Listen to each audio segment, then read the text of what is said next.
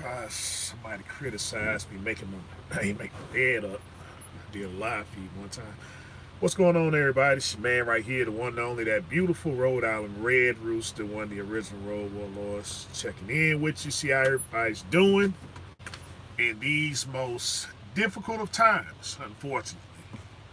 You know, like we said in times past, is that these are the things that we were preparing drivers for what was going to happen. And so, why I made the title today, This is What Respect is Made of, is because if you survive this, then people will be very interested in to know what you did in order to survive. What kept you afloat? Jason Andrews, what's going on? All right, preacher. What are the things that you did in order to sustain yourself in the most difficult of times? Because as things balance itself back out, you'll see things being more, you know, I'm not gonna say it for, business will go back to normal operating procedures, and people will want to know, okay, with daggone, when fuel was $6 and $7 a gallon, what did you guys do? Just like how it was back in 2008.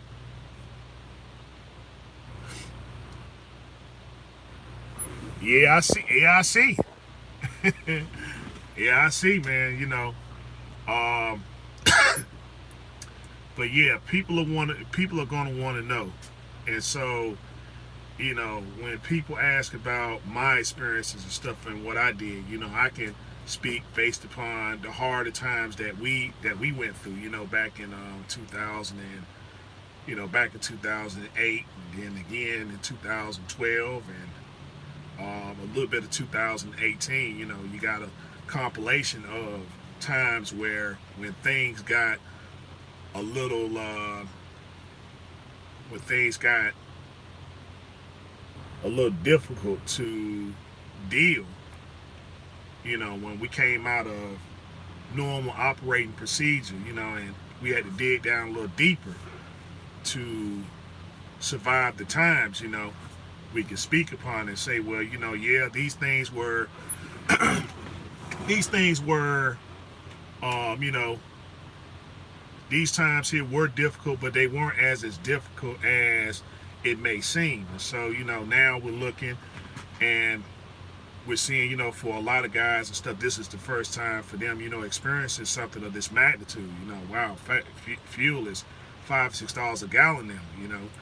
Um, I'm running off the spot market. I just got my, you know, I just got my authority. And I went through this program where these guys, I paid them $8,000-9,000 for them to help me set up my authority. And now, after going through that fiasco, you know, now I finally got my stuff, and I'm running off the spot market, running loads for $2, for $2 a mile, $1.50 a mile, dollar a mile, and now fuel is it's $5-6 a gallon, you know, and so you started, you started with the best intentions in mind, but nobody really giving you the real insight about how to do certain things and stuff. And so you're seeing people kind of panic now. Well, hey, I'm thinking about selling this truck here. I got to sell this truck in and see if I can do something else. To kind of alleviate some of the costs. Right. You can win on the spot market. You can win on the spot market, but if you never ran on the spot market and nobody's telling you how to negotiate, I mean, this is something that you're doing for the first time, so it's going to take you you know, actually having to take a few loads under par to see what you did wrong, to do an assessment for yourself, because a lot of people don't want to believe what other folk are telling them. They gave me the money to come up here. Yeah, right. You see, that situation there. I mean, it's you know, I'm seeing a lot of guys posting up these videos in these lease programs, and they're talking about, hey man, listen, they gave me a settlement. They gave me a settlement where I owe them money. I'm like, right, you know, and they're not really understanding the whole. They're not understanding the whole game. So see, when we start talking about lease purchase programs and stuff, it's not to really deviate people to say that it's a bad idea, but you know, you got to go in. You got to go in knowing what this game is about, what this whole trucking game is about. But see, when you start talking to folk and tell them like, well, hey, listen, I don't think it's a good idea based upon where you're standing at. I think it's better off for you just to be a company driver. And, you know, we're giving and exchanging ideas on how you could tackle your particular issue because for people back in the day that were actually able to survive these programs, it was for a lot of them, it was a series of circumstances that allowed them to do what they did. You know, like with Woody and you know, with Woody and with B Smooth, for instance. You know, they went through Prime and got their truck through Prime, but they told, you know, especially B Smooth. B Smooth, you know, he was truthful and upfront about his situation as to why he was able to walk away with his truck. You know, Woody, it came out a little bit later on, you know, about what they could do, you know. And then, you know, you had some people like Miss Trucker Diva 43, for instance. You know, her positivity was what people focused on, but you know, it was her circumstance which allowed her to do her thing in that lease program and so on and so forth. So, you know, we look at these individuals and say, well, okay, they have a positive, you know, the people that have positive videos and stuff like that, you know, okay, I'll listen to them. Or then if it's something based upon their truck looking a certain way, like with Loshan, you know, Loshan, I don't think, you know, with Loshan, he wasn't very, you know, he wasn't very forthcoming about his situation. Why was he so successful at Prime? You know, you had to pay for that information, and even then, you know, it was, I don't think it was very truthful. You know, but you know, you look at these individuals and say, well, they got the chromed out truck and the pictures all on the side. Yeah, I'll go over there to Prime and then I'll get my butt handed to me because they not really teaching you about the real insights about the business. You know, hey, the reason why I was able to survive this is because the fact that I wasn't making a settlement, but my wife had the good job. She was the one that was holding everything down and paying all the bills and stuff. And so that allowed me to go out here and to deal with the situations of the trucking industry and learn that way. See, you know, some of us are blessed to have those opportunities there and stuff, but not many. And so, you know, you're getting out here. Some of you are married. You know, you're in a relationship, so you're the chief breadwinner. You know, you're the treat. You know, bills are going to get paid based upon what you do. And so it's always a series of circumstance which allows certain people to go out here and do certain things. Like, hey, Rooster, how are you able to stay out here months on end? You know, because I don't have the responsibility of maintaining a relationship. You know, I don't have children, you see, so I don't have child support. Once upon a time, I didn't have a house. You know, I didn't have a house and stuff, so I didn't have to worry about mortgage, car payments, those sort of things there. So you see, the pressures of learning the business for the sake of making sure I had money to pay my bills, that pressure wasn't really on me at that time, as opposed to someone who's married and has children and they're depending on you and stuff. You know, if you don't get paid, then, hey, bills don't get paid, folks don't get fed. Those situations there and stuff. So it's a series of circumstances, and I put that video out there and I say, you know, with me especially, I always use myself as an example, but I'm always forthcoming about the reason why I'm able to do the things that I do, you know. And if your situation isn't like that, then it's going to be a little bit more difficult. You know, it can be done, but you know, you're gonna have to get this information.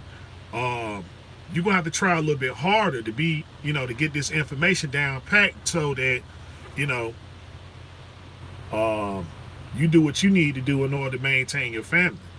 Because hey, a bad week for me is just, a bad week. Okay, if I'm sitting there in the hole, all right, it's not gonna affect me, cause nobody's coming to look for me or repossess anything or cut anything off. Because, another thing that's also put out there, with HT, I respect HT because HT say, well, look, I live like a minimalist. So people look at him and they say, well, doggone, how is he able to go to the Philippines and stuff? He was forthcoming. He said, well, hey, man, look, I live like a minimalist.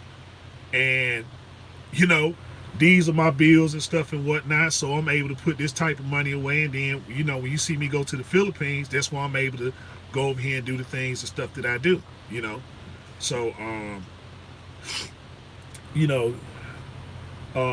social media can be very misleading. And yeah, it can be very misleading and stuff. And so, you just got to be careful about the information that's put out there and the people that you choose to follow. Because, again, you don't know the complete story. And some people are just not forthcoming with that information. And so, for those who understand this industry, we can explain it, not for the sake of trying to put this person down or, not try to put this person down and hate on them. It's just, hey, man, listen, if you're talking about you're coming to me with this individual and saying, well, how is he able to do this, that, or whatever? And I'm like, well, okay, this how they're able to do it. So if your situation isn't built like that, then, well, things are going to be a little bit more different for you. The whole trucking industry is the same, because if a person is making, I seen a certain guy, he said he made $238,000. He made $238,000. And so, I'm looking at his living situation and the things that he took care of during the year. I'm saying, certain stuff ain't adding up. And I'm like, you did all this based upon the spot market. And now, I did a little bit better than this. I did a heck of a lot better than this guy here and stuff. And I'm in a lease program. Well, I'm not in a lease program. I'm leased on with the company. I don't have my own authority. And so with me being leased on with a carrier, and I made this amount here, and then I'm looking at my overall situation. I'm saying, okay, well,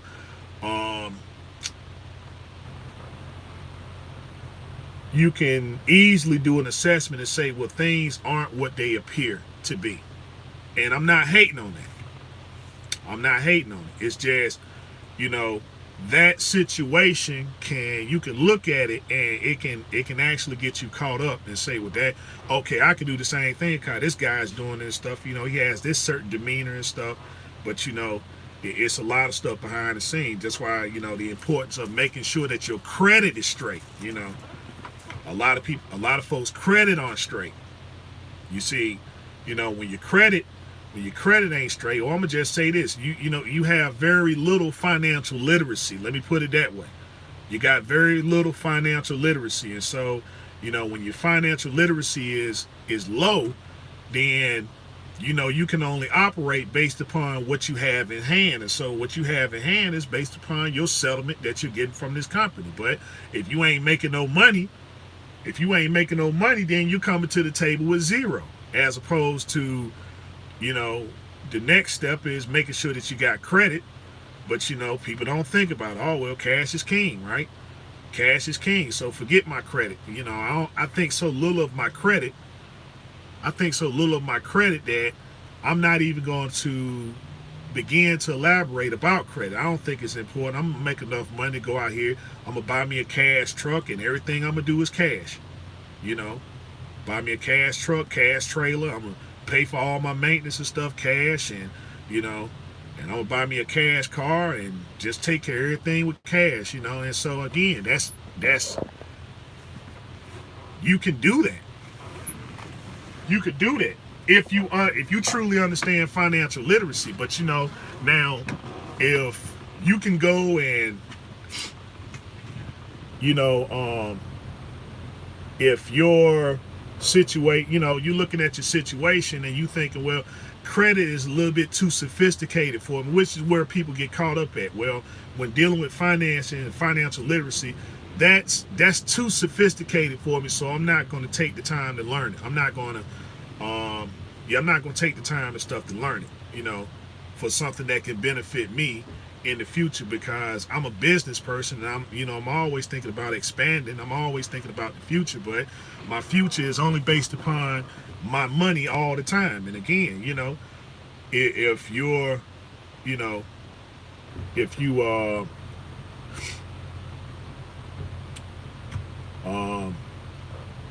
if you didn't if you didn't do the, or if you don't have a complete understanding about your financial situations and stuff and what you can do to improve it, then there you go.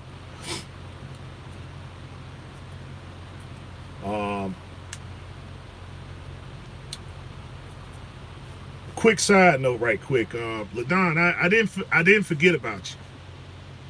I didn't forget about you. We spoke and I said I'll get with you once I figure everything out. I'm not gonna sit there and waste your time upon guesstimations and stuff like that, because it's not even confirmed that I'm even gonna be down there in the area.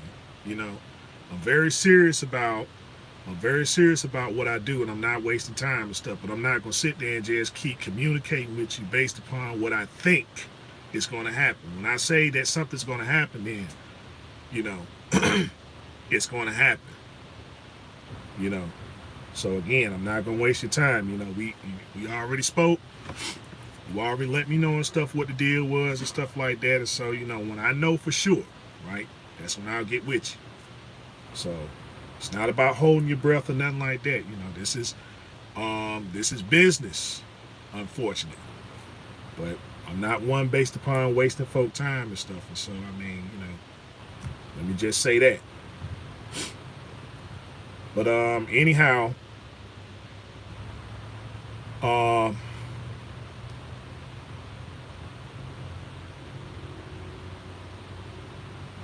No, I'm not. No, I'm not. No, I'm not sad or nothing. It's just, it's a little cold out here, and it's a little bright. But other than that, everything stuff is good. But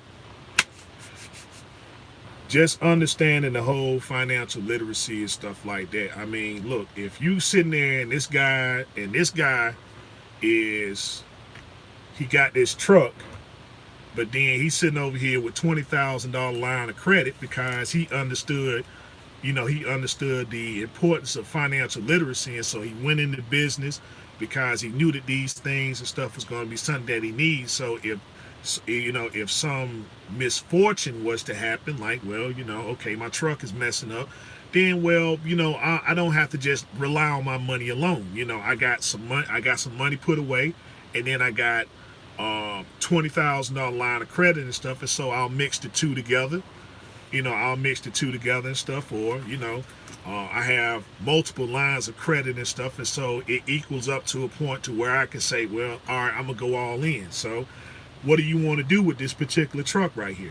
Do you want to go and just buy another truck? Because again, you got your credit straight to a point to say, well, I'm not gonna waste my time, energy, and resource in this. I'm just gonna go and I'm gonna go in the direction of getting me another truck, preferably something new, right? Where it's going to have very little breakdown and stuff, and if it has breakdown, then it's not going to cost me out of pocket to go and get repairs and stuff done. It's going to cost me in the sense of saying, well, I may have to sit down a few days or maybe a week or so. So my escrow is based upon making sure that my bills are taken care of at the house, that line of credit there, So if I decide I go to Freightliner or Peterbilt or International and fill out the application, well, you're approved. This is how much money you need down. What's the better way to go in that situation? All right, truck is, the truck is this amount here, and they're saying, well, we want 10%. We want 10% of the truck. So you find a truck at $100,000 and your credit and stuff is straight, and they say, well, we want 10%, $10,000. Do I go the $10,000 route to go get this truck here, or do I take that same, or do I take this truck that is going to make my investment back and stuff, and I'm going to go all in on this truck, which means that I'm going to get the motor and everything and stuff rebuilt and have the warranty and stuff that come with it. Because I got to understand the business, and I know that my outlook is going to be that I spend $20,000, but I'm going to make the money back just as fast as I spent it, and can put it back into places to where they're not even going to charge me interest. That's how fast I'm going to have it paid back, because I know for sure with confidence with the things that I do, it's going to allow me to make this type of money to put this back and not really affect what I do and stuff as far as me paying bills and stuff like that. True, I won't be able to go on vacations, but I won't be able to go on vacation stuff right away, but I'll still be able to, I'm still going to be in business and stuff like that. And my profits will come later because I'm taking care of business now. All right, y'all, got a bunch of stuff up here, so let's go and read what you guys have been posting. So I'm not ignoring you guys. It's just, I get in the zone, and when I get in the zone, you know how I get. All right, so we'll go down. Let's see, to right here. King, long time sub. Thanks for the information on NTTS breakdown in Missouri. Had to use. Okay, Mr. Turner, I stopped playing and got my authority. Very good, very good. Mr. Turner, again, this is a bad time to have high overhead. Yeah, you're gonna always have high overhead, unfortunately, whatever you do, especially getting started. So, excuse me. Let's turn again. You can win on the spot market. Absolutely. Let's see. I went to those brokers and shippers and used my increased costs, and they all gave me more money to cover everything with a little more to spare in the future rising costs. Absolutely, because negotiation is important. But if you don't have that tool and you don't know how to talk to people, then, well, they're gonna sit there and just hit you with the fact that, well, we ain't got no money. You ain't get no money, but we ain't got no money either. We don't have no money either, stuff. So we just got to ride this. We got to ride this thing out, despite the fact that they already know the rise in fuel costs and stuff, and they right on the phone with them customers. Hey, man, listen, fuel is $5 and stuff, man. So fuel is $5 and stuff, man. So we can't do that crap what we did last week.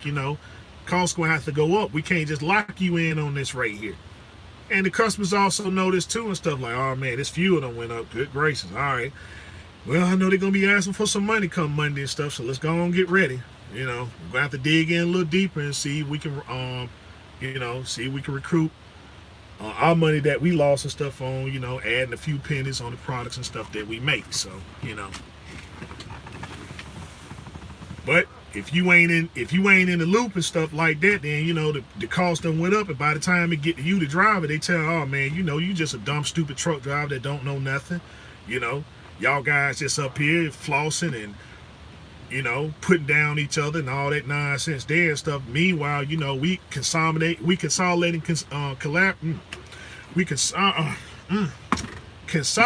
and collaborating over here with brokers. We sitting there, even though we in competition with each other, we looking at each other saying, hey man, I ain't doing it for that cheap rate. Yeah, me either.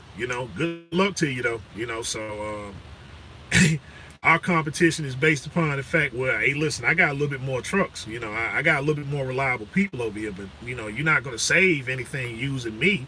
I can just guarantee that I can be better than this guy here and stuff because I got a better quality of driving, So they always giving and exchanging ideas and stuff to make sure that they not operating under par, because if they are and all the business is going over there, first thing they going to do is inquire and say, well, daggone, why is this man, why does he have all the business? Because he's operating he's operating under par. He's taking all this freight and just undercutting us.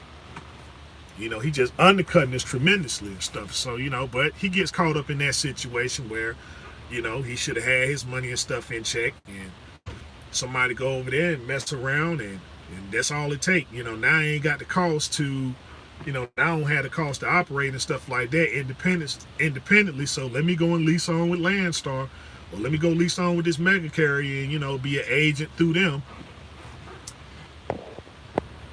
Cause that's how it works, by the way, for those who don't know. Let's see, Northeast, you can get $4 plus a mile. Just look, absolutely, you can actually get more.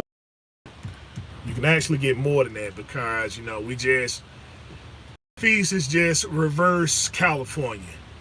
It's just reverse West Coast, guys. A lot of the fuel costs, a lot of high fuel costs is over there in California. So we are right behind them. So how they say, well, there goes California. So when California goes, there goes the country.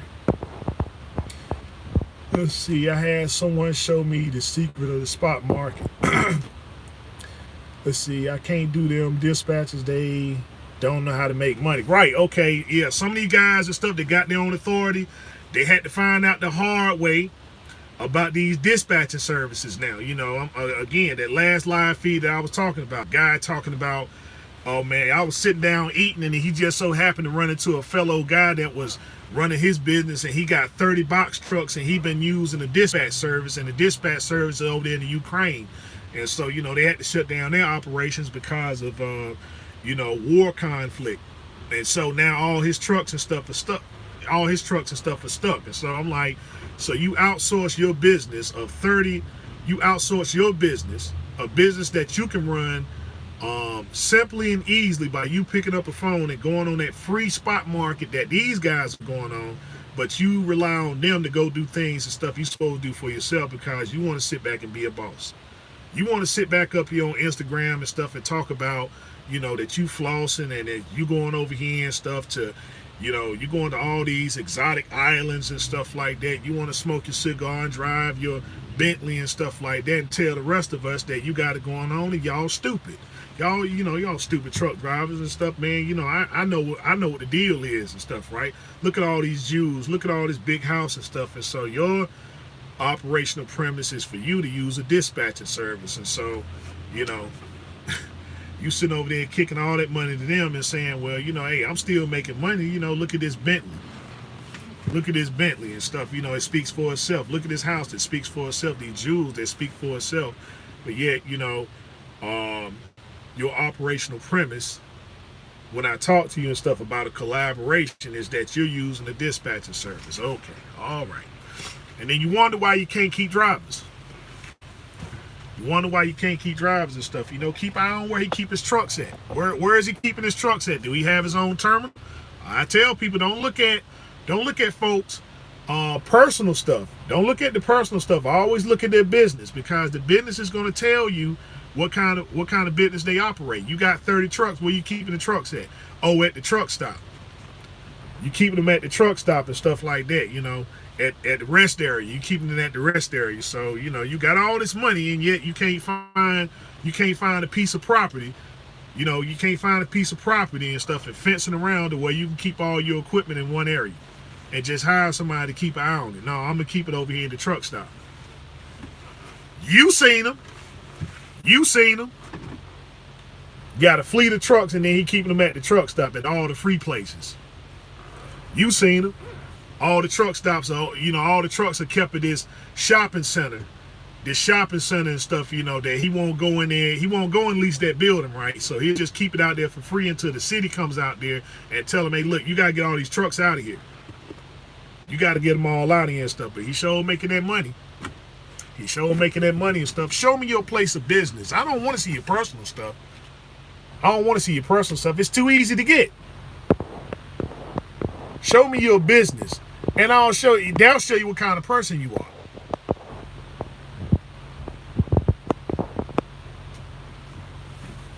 I can't even pronounce that. How do you pronounce that? True flute?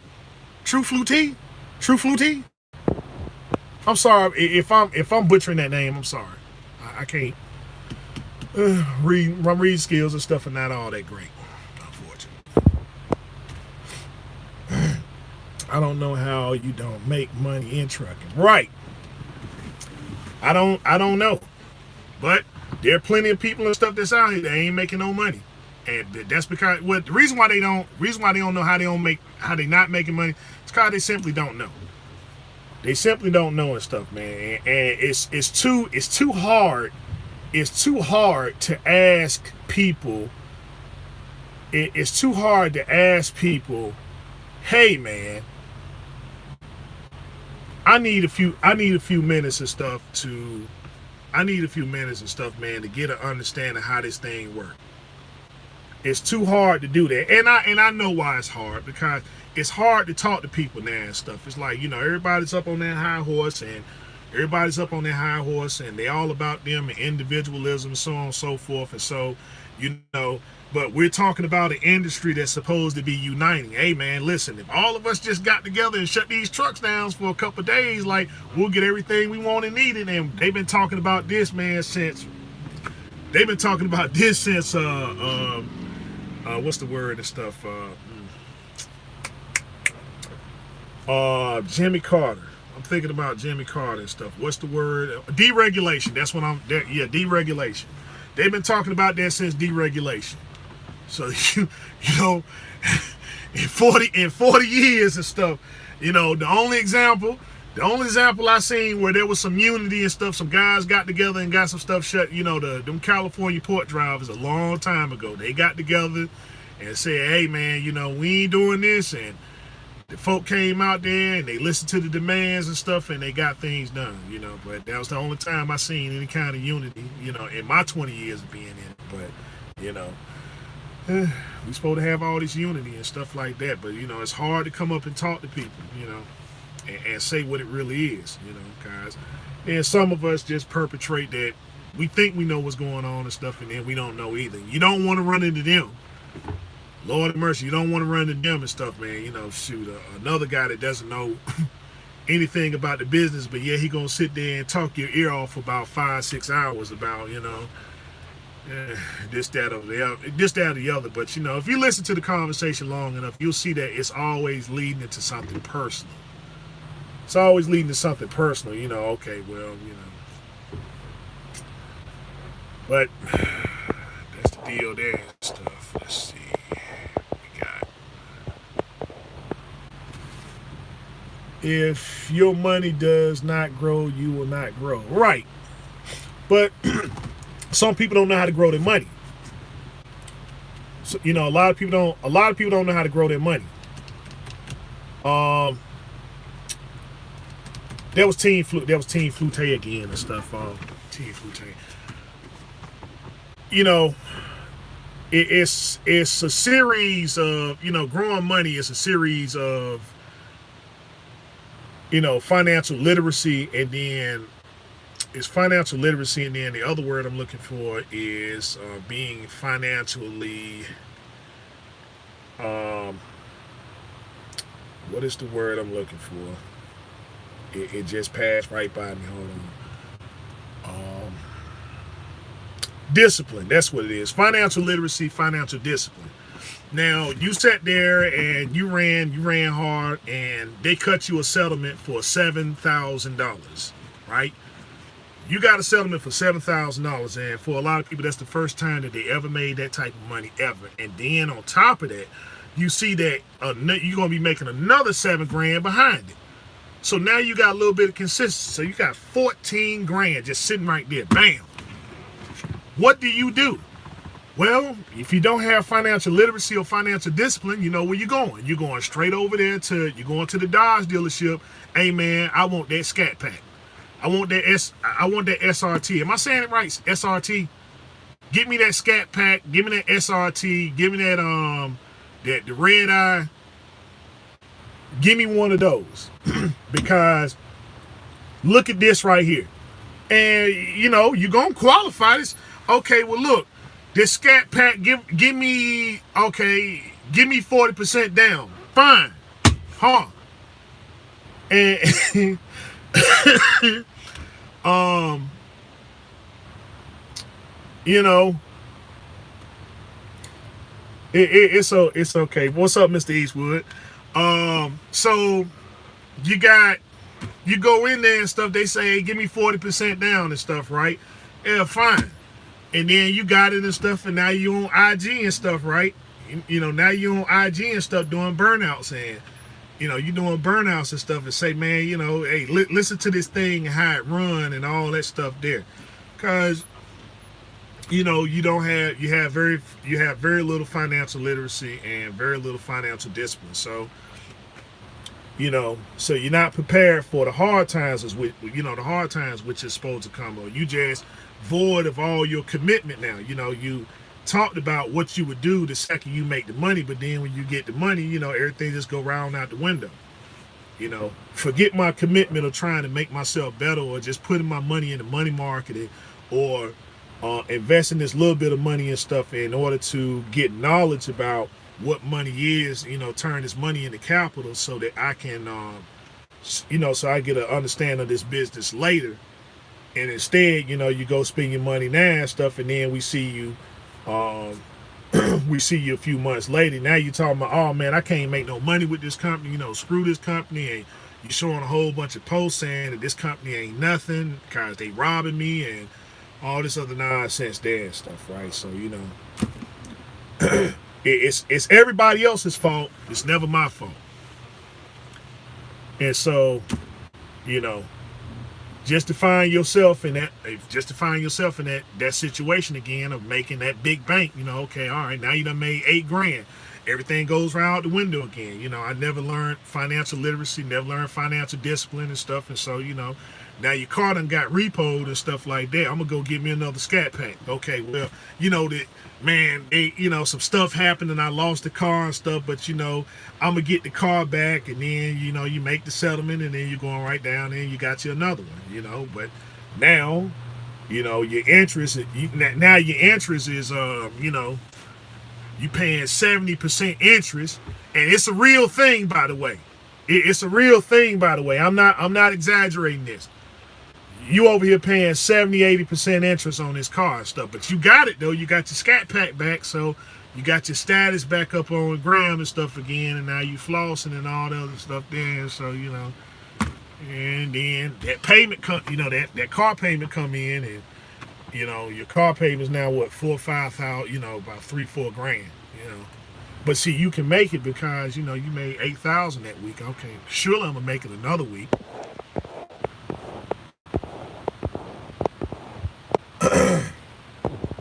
Let's see. Have you seen EPA at the weigh stations now? I seen that post Calvin put up. I seen that post Calvin put up and stuff about New Jersey, and just like I said, um, the EPA is a different division of law enforcement. But they work in tandem. They work in tandem with law enforcement. They work in tandem with law enforcement to where, you know, they know these type of things and stuff will come in there. So like with New Jersey, they got that particular truck there and stuff. They got them there and stuff, but where they usually hang out at is over there in Trenton. They hang out over there in Trenton, New Jersey. They're real infamous over there, and a lot of people forgot about that. It's not a scale house, but it's an old rest area that they use to do DOT inspections, and so that's where they mostly hang out at, around that Boardstown area, that old scale and stuff that's over there off the 202. That people think that, you know, that scale house is closed and stuff. They'll pull you in there, you know, if you just happen to be misfortunate enough to run down that 202 and stuff, right? You know, they'll pull you there. You know, those little dead spots and stuff. And so, but they real bad around that Trenton area. They real bad around that Trenton area and stuff. And so, you know, that's why I've been seeing the majority of them hang out at. But mostly, you know, it's more of a New Jersey type thing. I'm sure New York follows suits with it, but I haven't seen New York as much. You know, but Being a person that runs the Northeast specifically, I can confirm, yeah, New Jersey is the ones that are they're on that, and again, it's ways around that too. It's ways around that too and stuff. But I won't go into detail and stuff. And you guys know why. So yeah, but they're there. Let's see what y'all got. Let's see. Brian Hummy Forever. Oh, Brian Hemi Forever. I'm sorry. I messed that all up and stuff. Let's see. Just recently attained my Class A CDL and want to know where is the best place for a new driver to go for experience besides a mega carrier. Only driving experience have is just the CDL school. Okay, to make a long story short, you are going to have to start out with a mega carrier, whether you like it or not. And so that's why that's why we tell guys stuff that, the first year, probably 2 years is going to be your most difficult because you got to take things into consideration, right? It's that, okay, you just got a CDL, right? You just got a CDL. A lot of people with the rise of insurance costs and stuff like that, as much as they would want to hire you, they just don't want to take the risk of you getting in that truck and then something happening, right? Because of your lack of skill. Not to say that you don't know what you're doing. It's that they're just taking a risk. They're just taking a risk and stuff. And so some of these schools don't really give you the whole one-on-one and stuff. I mean, truth be told, you're not going to really learn about trucking until you get out here for yourself, by yourself. So when you take these things into consideration from a business perspective, that's why the mega carriers are always taking in the students and stuff, because they got all the stuff that's needed and necessary for you to go over there and do what you have to do and stuff as a driver. So, it is what it is. That's just the business of things. You're going to have to go over there in a mega carrier and stuff, but learn while you earn. Learn while you earn. Don't get caught up in all the other nonsense. Learn while you earn. Go in there, get what you need to get, and get on out of there.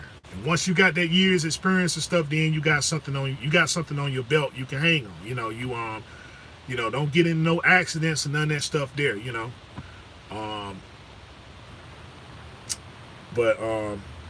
Yeah, that first year is going to be extremely tough. And unfortunately, yeah, you're going to have to go to a mega carrier and stuff, man. Especially now. So it's no getting around that. And so it doesn't matter. The only mega carrier I would advise not to go to is, don't go to any mega carrier that's going to force you to go into a lease program. That's why I ain't too high on Prime. That's why I'm not too high on Prime and stuff. I don't know, Prime may have changed, but I know old Prime and stuff, you got over there, you were a company driver through training, and then they always kept pushing this thing, and then next thing you know, now you're in a lease truck because somebody done convinced you that you could be making all this money. You can be making all this money and stuff, and then you just got too much stuff on your plate that you got to learn before you even get to that position to start with. So again, I just advise you, just don't go to mega carriers that got lease programs and stuff, man. They got a lease program now, just stay away from, because what they gonna be advised, well, hey, listen, we ain't got no company drive positions, but if you want to start right away, we can go and throw you in this lease truck. It's brand new. It's brand new with the APU, and we give you TV and satellite radio, satellite TV type stuff. You got all the comforts of home. Yeah, come on over here and lease this truck for $2,000 a week. You'll make the money. We'll make sure that you make the money now. But yeah, come on over here and be a lease driver. We don't have too many company driver positions, but we got, you want to be a lease driver, man, we can put you in a truck right now today. So stay away from them. All company drivers, that's it. Let's see.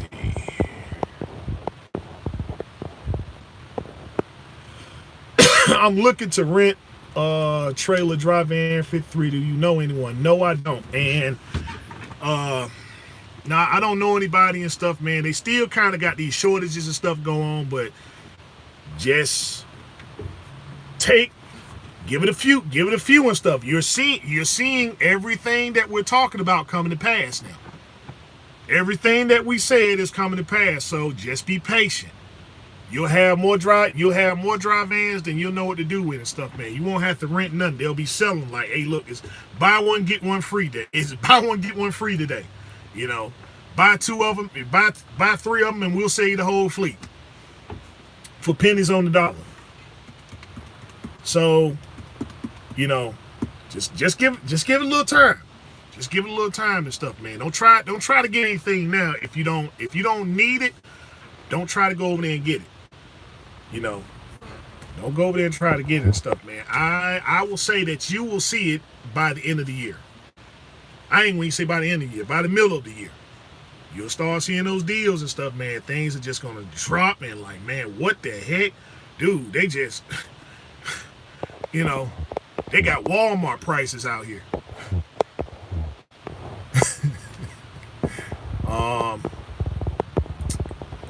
Let's see.